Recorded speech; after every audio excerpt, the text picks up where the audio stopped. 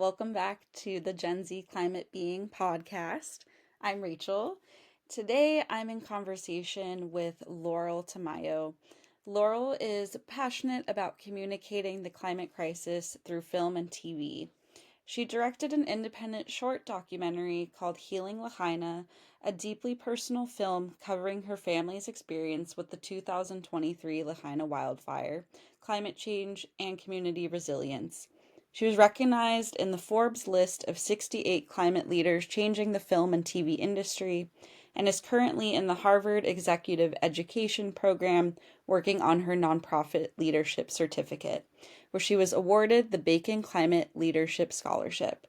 Hope you enjoy this important conversation.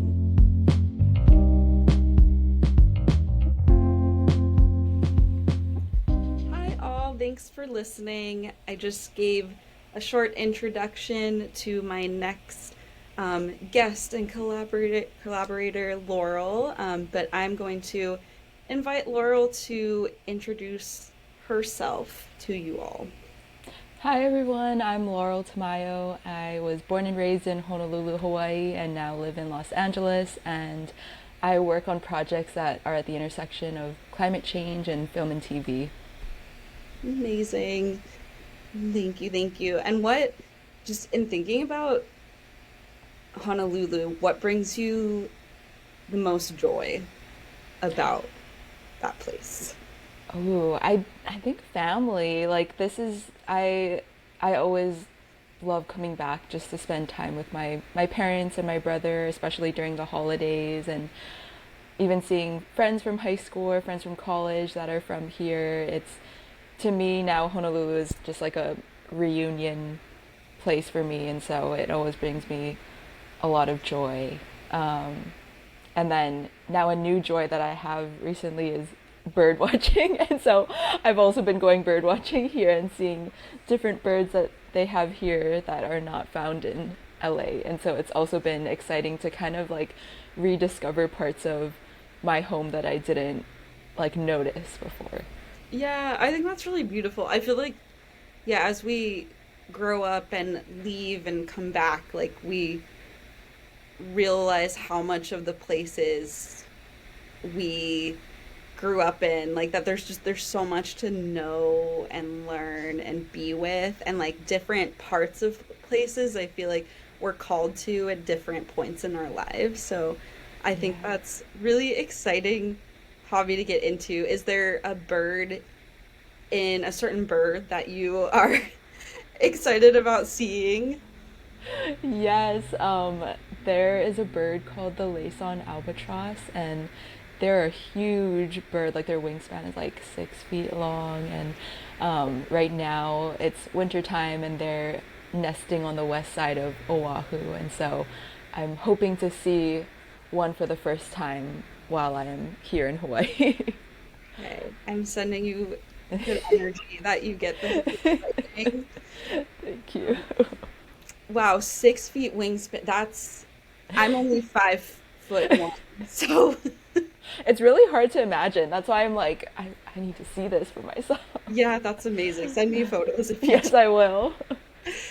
Well, this podcast that we are creating is really centered in climate change and mental health and the intersections between those things. And I'm curious if you could tell me a bit of what climate change means to you, and maybe how the way you think about climate change is different than from when you were younger. And then also, what does climate mental health mean to you? Yeah, it's interesting because when I talk to people my age and we're talking about like the first time we heard about climate change, a lot of people say young like in elementary school or middle school, and I'm like, I feel like I only learned about climate change when I was in high school. So I'm like, I don't know if that's a Hawaii thing or maybe I just don't remember it, but um yeah, I like the really distinct memory I have of like being like, oh man, climate change is like real and it's it's happening, is when I took AP Environmental Science in high school. And it's funny because that was a class that my parents didn't let me take my junior year of high school because they were like, we heard that's a slacker AP class, like because it's a like one semester over a year for high school students. And so I didn't take it junior year. I took AP Physics, and then I did really bad in AP Physics. And so they were like, the next year they're like, take anything you want.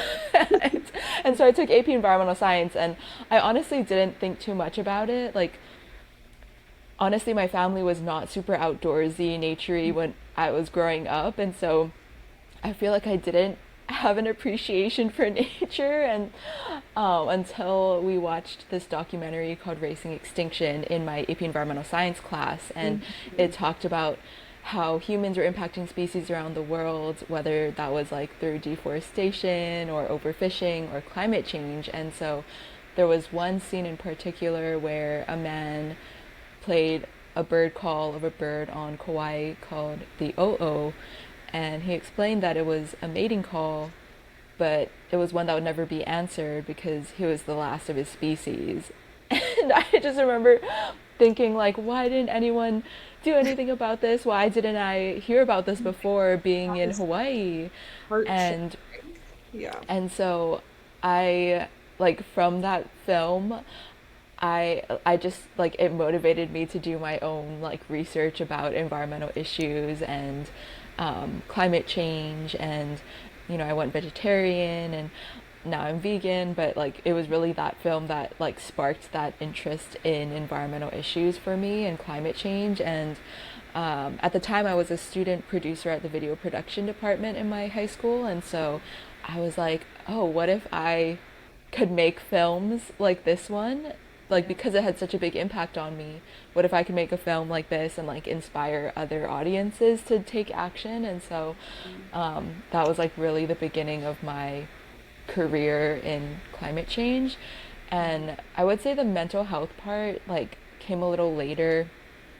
It was actually when I was studying abroad in New Zealand that I heard the term climate anxiety for the first time. And this sounds so bad, but I remember thinking like, that's kind of dramatic. Like that's like, is that actually real? Yeah. But then I met people that were talking about how like they wake up in the middle of the night like worried about climate change, and how like, oh, they're gonna do like they're choosing certain paths in life, they're not gonna have kids or certain things because of climate change. And I was You're like, like, whoa, this okay, feels maybe. really, yeah, an intense response. Yeah, but now I'm like, I get it. Yeah. I am you. Mhm. And so yeah, that was like the first time being, I guess, exposed to that term of climate anxiety. And I ended up, I was the virtual programming coordinator for the Hollywood Climate Summit back in 2022. And I worked with Sarah Newman, who is the founder of the Climate Mental Health Network, because she had a workshop, and we decided to make a film that will play at this workshop. And it was called Gen Z Mental Health Climate Stories, and we interviewed Gen Zers who cared about climate change and asked them questions about how it impacts their mental health. And it was a very low budget film. Everything was like on Zoom or phones.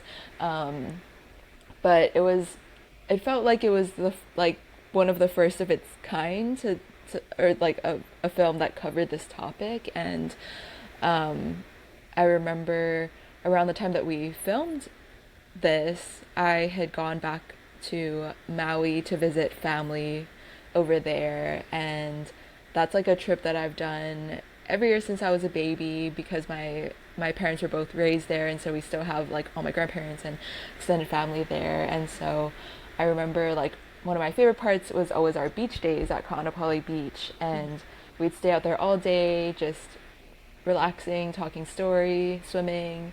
And when I went in the fall of 2022, I remember it was like so hot.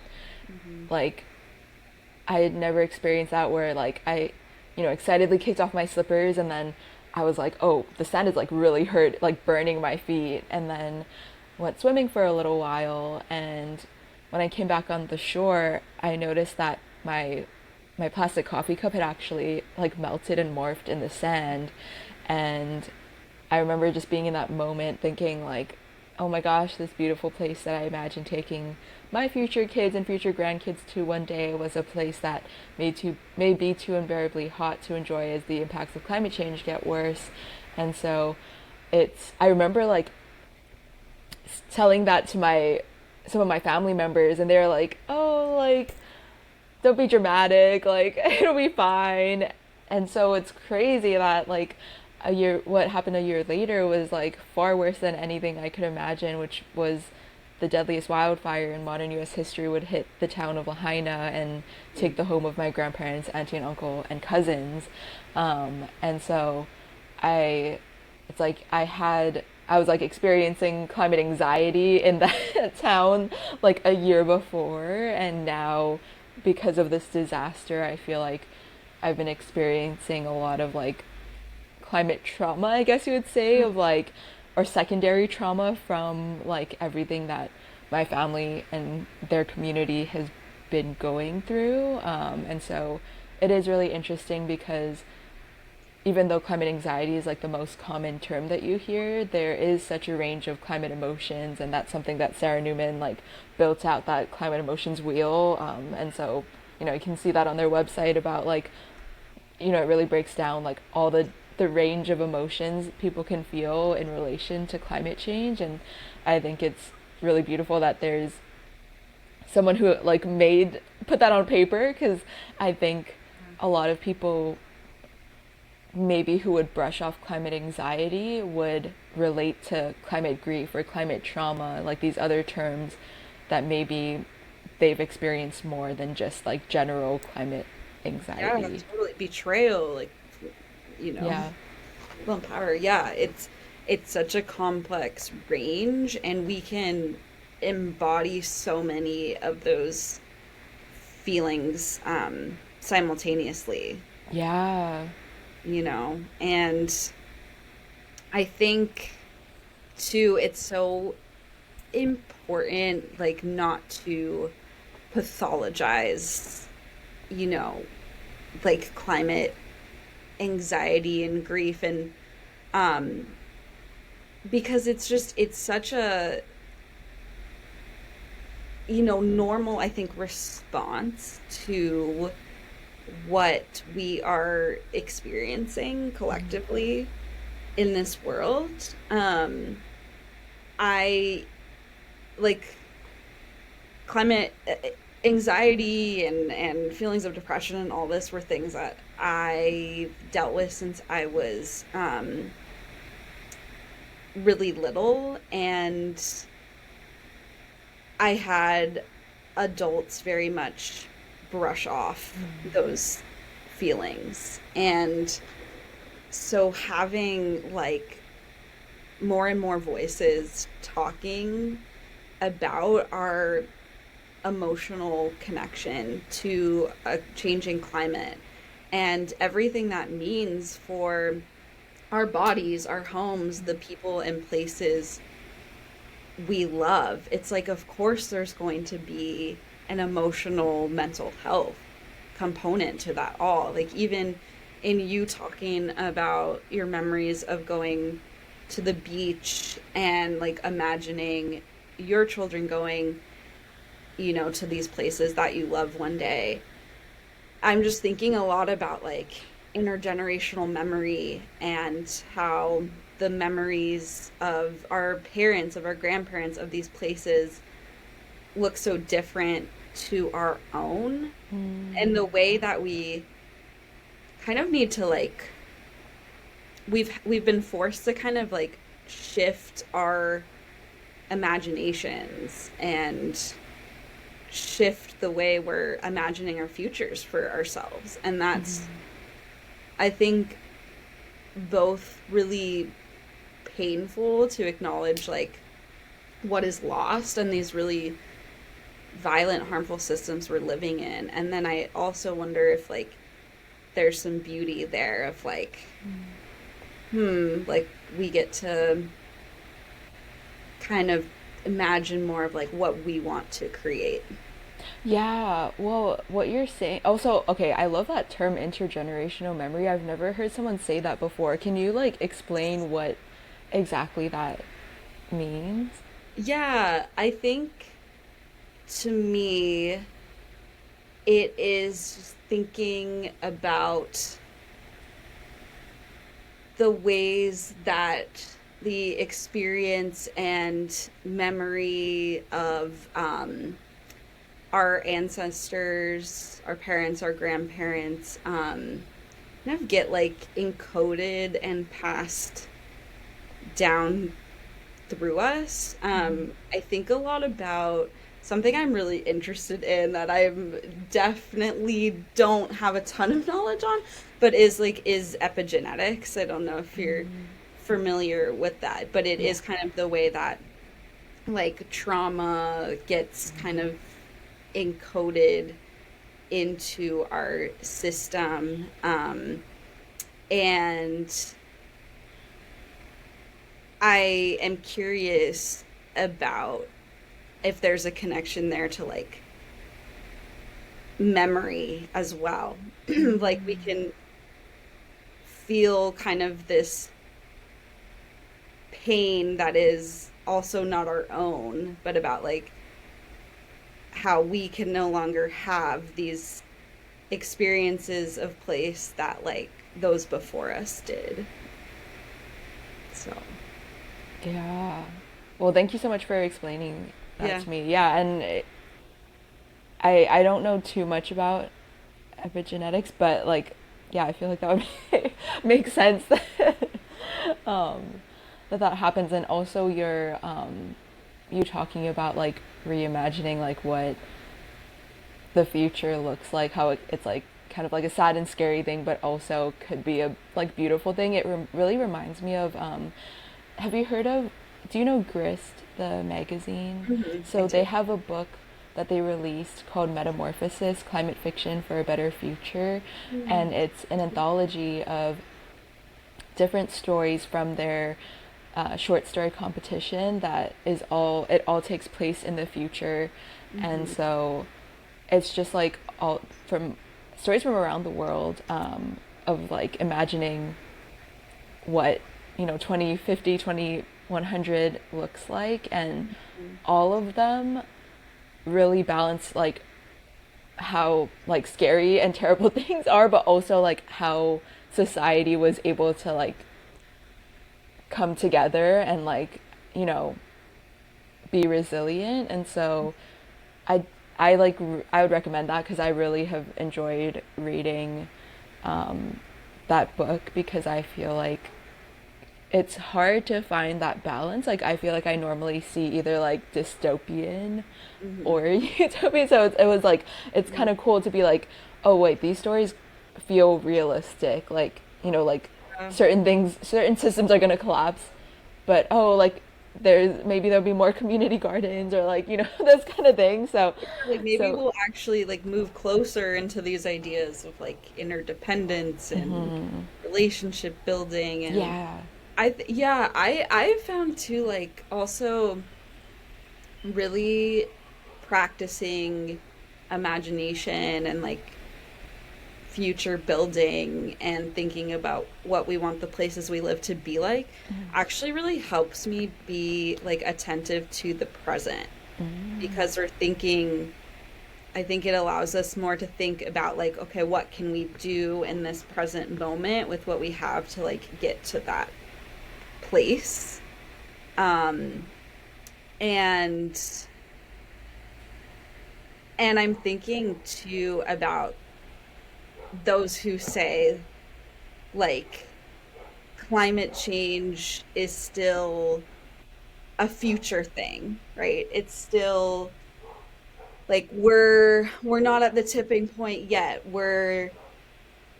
It's it will be an issue, but it's not an issue now. And it's like I think your story of Lahaina and countless others as well really put into perspective like no, this is this is here, this is deeply affecting people and will have generational ripples. And I'm wondering if you could talk a little more about kind of the effects of victims of climate change. Yeah, I know it's wild to me that like I was worried about like, oh, or just like working in climate change. I think in the back of your mind you always think like, yeah, climate disaster will probably hit me or my family at some point, but I really did not think it would be this soon. Mm. And so I remember like when the fire was happening, I think like thankfully my family escaped and evacuated before the fire got close to them. But I remember in the days following, like there was not good cell service because cell towers were down, and so it was really scary because like me and my family who are outside of Lahaina didn't know if they were okay. Like we would get scattered texts like, okay, made it to the evacuation site.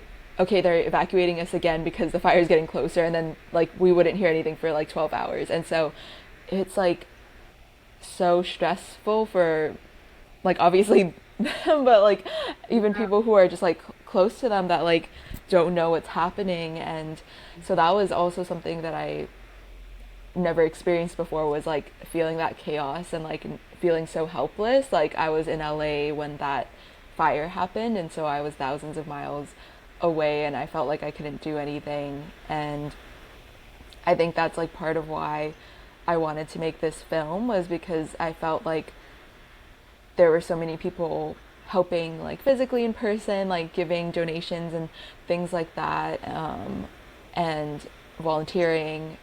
But I was all the way in LA, but I also knew like, okay, I've been working in film. I haven't ever directed a film by myself, or like, directed a film outside of college before, but I feel like I know people who could give me advice or could help me do it. And so I something also unexpected from this disaster was just like the long-term impacts, or unexpected to me anyway, because I had never been so close to a disaster before.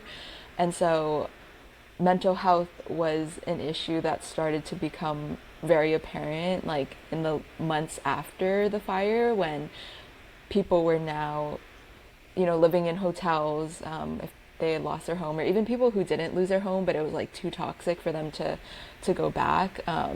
Many people were living in hotels or with family members and just dealing with a lot of trauma. Like for people who, I don't know how widespread the stories of like French Street made it, but there's one area in particular where there was just traffic backed up and people were stuck and the fire was coming, and so people had to jump into the ocean. And so a lot of people who were like in that situation, or who were actually really close to the fires, saw people dying, like, saw all these very traumatic things. But even if it wasn't as bad as that, like seeing your house completely gone, like all of those things cause trauma. And so now you have all these people who are like living in hotels, not in their like normal routines, dealing with all this trauma. And I think from what I've experienced, and I've had other people who are from Hawaii also say this, I think that a lot of people who are from Hawaii don't like to ask for help. I don't know if it's there's a lot of like Asian and Pacific Islander cultures, and I think maybe it's like a pride thing, or just like not wanting to be a burden, so like you're not going to talk about your problems. And so it's not like, even therapy is not really talked about as much as what I've experienced in LA. And so I really wanted to make Healing Lahaina, this documentary about my family and a couple other community members. I wanted to highlight mental health because I wanted to show audiences and show people in Lahaina too that like it's okay to ask for help. Like, everyone needs help sometimes, and like what the people of Lahaina and Maui and Hawaii went through is like, so terrible, and like it makes sense that you would need support going through this time. And so, yeah, and then fast forward to like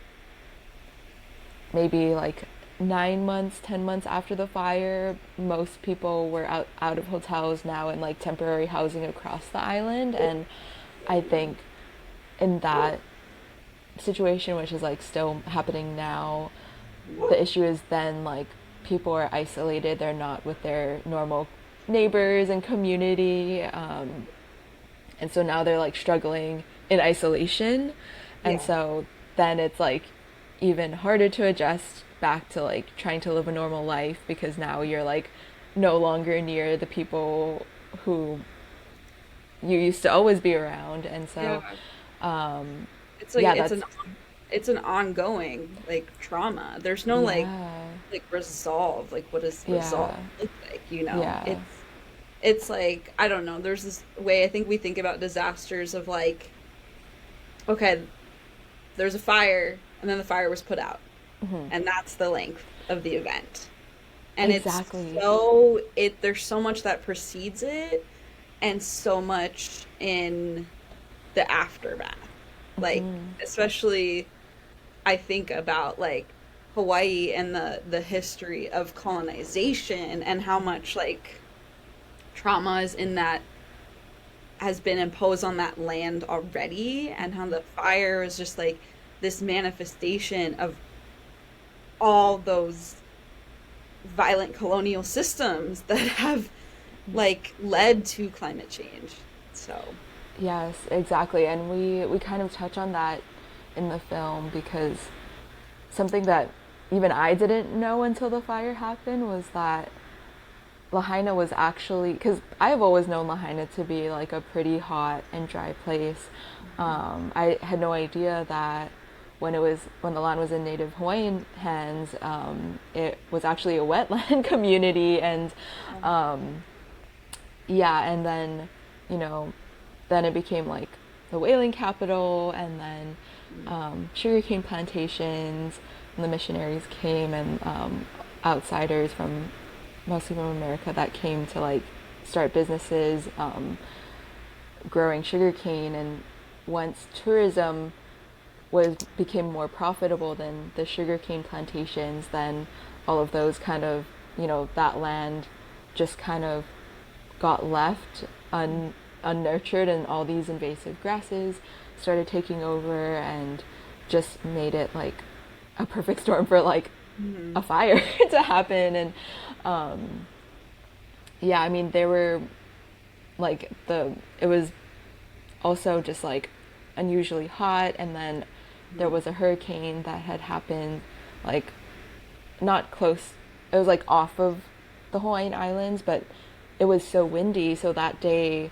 like my auntie and a couple other people who I interviewed talked about like that morning it was so windy, roofs were flying off, like telephone poles were down, like it was just, she had never seen anything like it before. And so there are just all these like factors of like colonization and climate change, like just like building Mhm. to make this fire so deadly. And what's scary is just like the design of Lahaina is that there's only one main road in and out. And so like when that road got blocked, that just like prevented anyone from escaping as well. And so yeah, just so much history that a lot of people don't know about, that we hope to like educate more people about through our film. Yeah, it's such an important piece. And I think several things like using film and media to tell the stories of these places and what has happened. There's this like accessibility of knowledge there, right? I think that's so important, and I'm, guessing what you were drawn to as well in the medium of like being able to really tell these stories um, of climate and other environmental issues, and thinking back to the way the documentary like Racing Extinction was it Yeah. really had this like profound like effect on you and kind of shifted like the trajectory where you went and I don't know, it just seems like this really beautiful moment of so many things for you like coming together. And I think, for people too, thinking about like what role that they can play in all of this, um, it's like find what you love and how can climate be a part of that. So it's Yeah. like, I see for you like this beautiful relationship between like film and climate and how those Mhm. came together. Um, yeah. Yeah, I think that reminds me of, I think it's Dr. Ayana Johnson who has, Yeah. do you know what I'm talking about? The three circles of Yes. like, Yes. please remind, because I know it's like, That's what, actually exactly what I was thinking. okay. For those listening who don't know what we're talking about, it's like a diagram and it's like It's a what Venn you're, diagram. what you're good at, what the world needs, and what is the last? And I think it's what brings you joy. Okay. What brings you joy? What skills do you have? And then yeah, and then what does the world need? Okay. Exactly. And then you And kind then of yeah, the, what's the in the goal is middle? yeah, to exist in the middle. I think that's such a good framing, and it really then can point to like how expansive climate activism is. Like there's so many ways and like modes to have a voice. Yeah, I mean, I know some people who are doing that through like, yeah, music, art, film. um, like there are just so many, or like research, which is like Hmm. more, there are like traditional ways of science, I guess that you could go, or the arts. Like there are just so many ways that you can do your part, I guess. Like you don't just have to, I think, yeah, you don't just have to be a scientist, I guess, to help in this fight. Exactly. Yeah, well, it's like as we've been talking about, like climate exists. It's not just this like abstract thing that exists in the realm of science. It's not just some like obscure greenhouse gases, out there in the universe. Like it is in our bodies. It is here and present. Um, and I totally forgot what I was going to say. Oh, I was going to say, I think also what Lahaina really can be a guide for us who did not experience that disaster, but it can be kind of a guide for us all to look at the stories of the places that we inhabit and are guests to, and the histories of the land. Um, and I think that's a really important climate action as Yeah, well. definitely. Um, and it's I didn't want this film to be just like sad, dark, like, this disaster happened.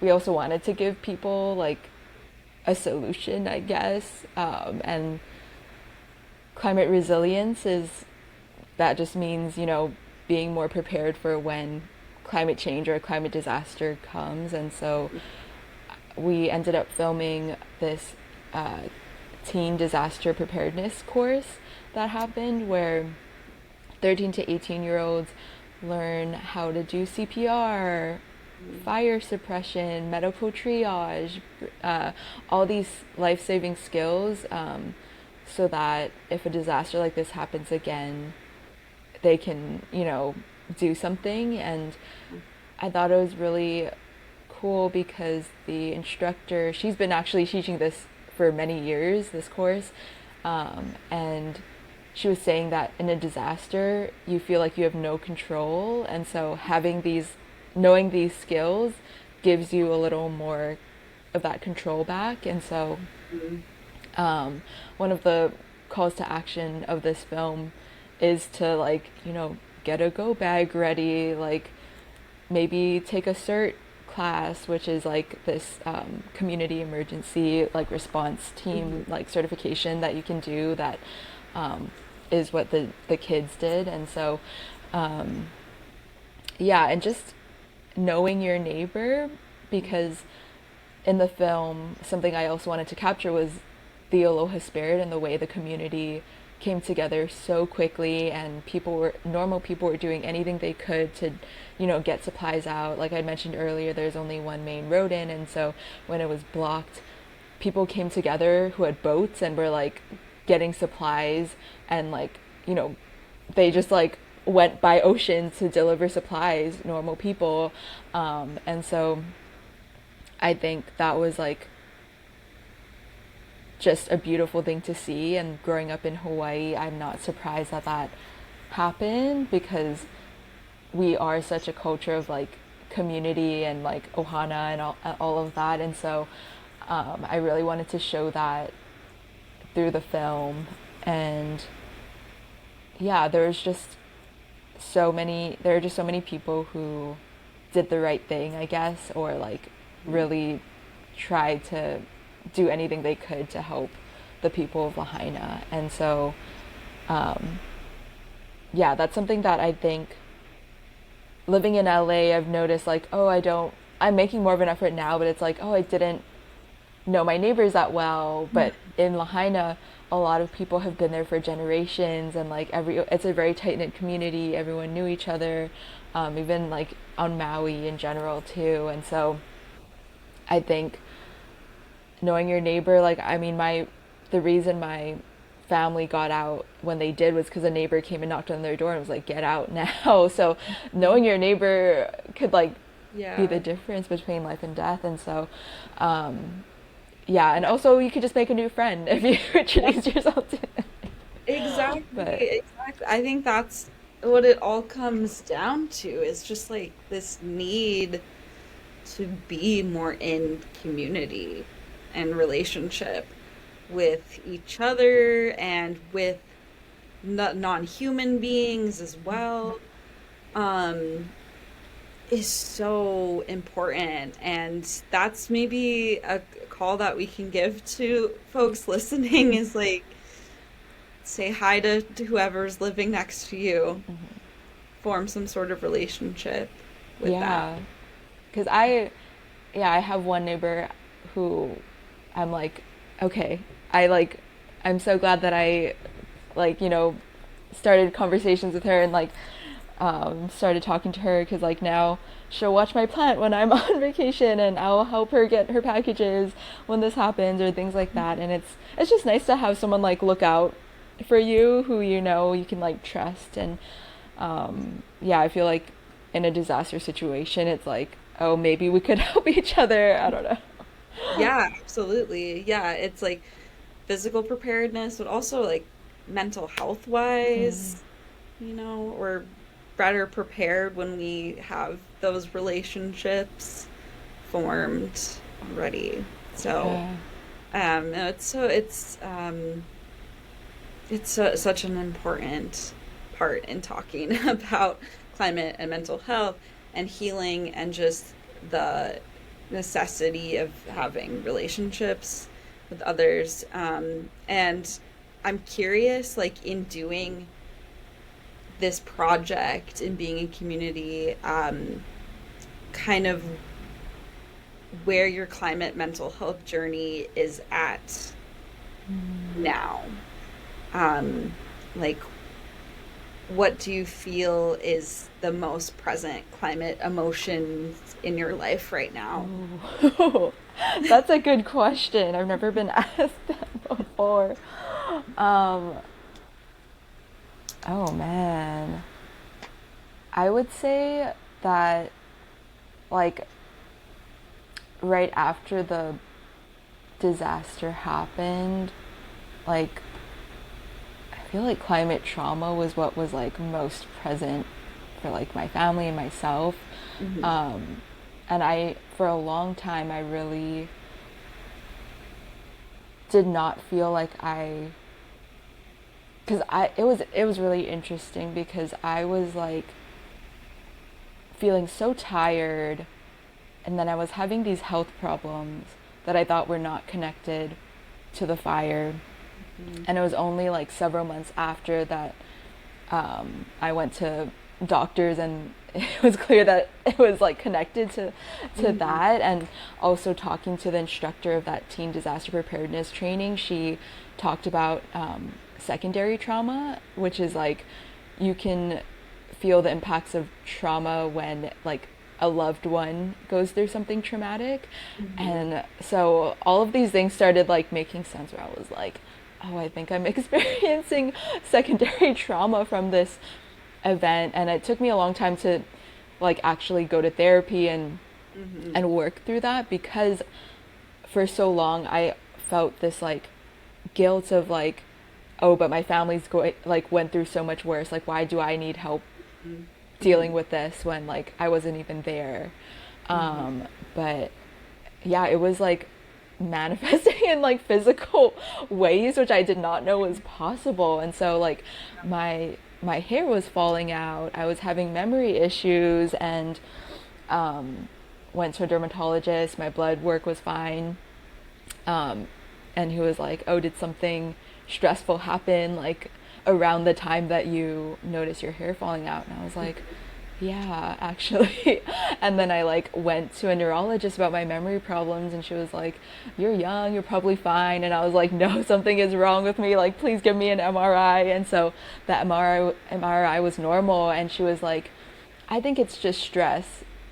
And then I was like, oh my gosh, I think because the memory problems also had worsened when after the fire happened. And so I was like, oh man, I think these things are like from the fire. And so like since returning to therapy and like working through all of these emotions, like I am like fortunately feel like I like my memory has gotten better. And like the hair falling out thing is like usually happens when a stressful event happens. You can apparently you can shed up to 50% of your hair for Wow. like 6 to 9 months. Oh my So God. hopefully it's stopped now. Yeah. But yeah, it was just like wild to learn how if you don't take care of your mental health, how your physical health can kind of like start breaking down. And so I think that that's something I've learned from this experience. I think right now I I don't know. I feel like I've since making the film, and like we premiered in October, and it's been getting like it's been having a lot of great reactions to it. And we're starting our impact campaign soon, and we really want to have community screenings that are paired with workshops about disaster preparedness. And we had a community screening at the Patagonia store in Honolulu, and we surveyed people, and 100% of the respondents said that they learned something new. And so just like getting that kind of feedback. And then also like we raised over $3,000 for the Lahaina Community Land Trust. And so I think having all this momentum with the film gives me a lot of joy. And so I don't know if that's like, is that weird to say, climate joy? I think that's one of the emotions on the wheel. Um, Absolutely. and so like that in combination with like going bird watching more and like being outside more, I feel like that has brought me a lot of joy in my life, and just feeling connected to community and nature. And so, yeah, I would say right now I'm feeling more joy. Yeah. Yeah, yeah. Thank you for sharing kind of intimate look into where you're at with all of that. But I think it's so, I mean, there's so many important things you brought up, like just the way that the mind and body are so deeply interconnected is so important. Um, and to parallel that with the ways like we are not separate from the environment and climate, like we are the same, like we are earth bodies. And just thinking about what you said in terms of like feeling guilt around feeling the feelings you did because you weren't like there in it. Like I really appreciate you sharing on that because I have had like pretty severe like climate emotions since I was really little, and not having necessarily been like in a disaster. And I definitely have experienced that guilt as well as being like I shouldn't be feeling this, like it's not fair of like me to feel this, but it's not like I'm taking away someone else's Yeah. feelings. Like, we're all feeling. And I think it can also speak to the way like we are connected with each other, and also just like can feel collectively what we're going through. But also that there's so many like pathways that we're affected by climate. Like it's the witnessing of other stories. It's the direct impact. It's the learning about climate phenomenon. Like can all be points of contact. And so I think that's really important, and I'm sure there's other people like feeling guilt around what they're feeling. And I think we're both here to say, like, do not You're feel guilty. valid. Yeah. You are so Yeah. valid. Um, Um, I yeah. think, yeah, I think I'm like a highly sensitive person because I, I feel like yeah, I feel a lot of intense emotions about things that maybe others around me don't. And I think I used to look at that as like, oh, this is just making my life harder, but I feel like we should like reframe that and be like, oh, but this is like what's driving our passion, and like we're gonna bring solutions to the world because we have these feelings. And so I don't know where I was going with that, but yeah, I think I think that's a good way to look at it. I do too. I do too. Um, well, I so appreciate you having this conversation with me, and sharing about your project and your journey. Is there anything that you would like to leave the listeners with for now? I think just how we talked about Dr. Ayana's diagram, like if you're feeling lost, just yeah, think about like what are you passionate about? What does the world need more of? Because every person can do something about climate change, no matter how small. And so I think it's really important for all of us to do our part. But also on the theme of mental health, like I think it's also been so healing for me to find community with other people at the Climate Mental Health Network. Even like I never experienced like such a safe space where I can like talk about all these emotions and not feel judged. And so I think it's also, if you're struggling with your mental health in relation to climate change, like finding a community of people who may be also feeling the same way, I think can be really, really helpful. Yeah, absolutely. I think that's a great place to end. And oh, real quick though, how can we support the movie and the Yeah. podcast. So you can follow our journey at on Instagram at Healing Lahaina Film. We are still fundraising for our impact campaign, so if you'd like to donate to it, we have our link to the Creative Visions website on our Instagram as well. Amazing. Thank you so much, Laurel, and hope you enjoy being home in Honolulu for a bit. Thank you so much for having Bye. me.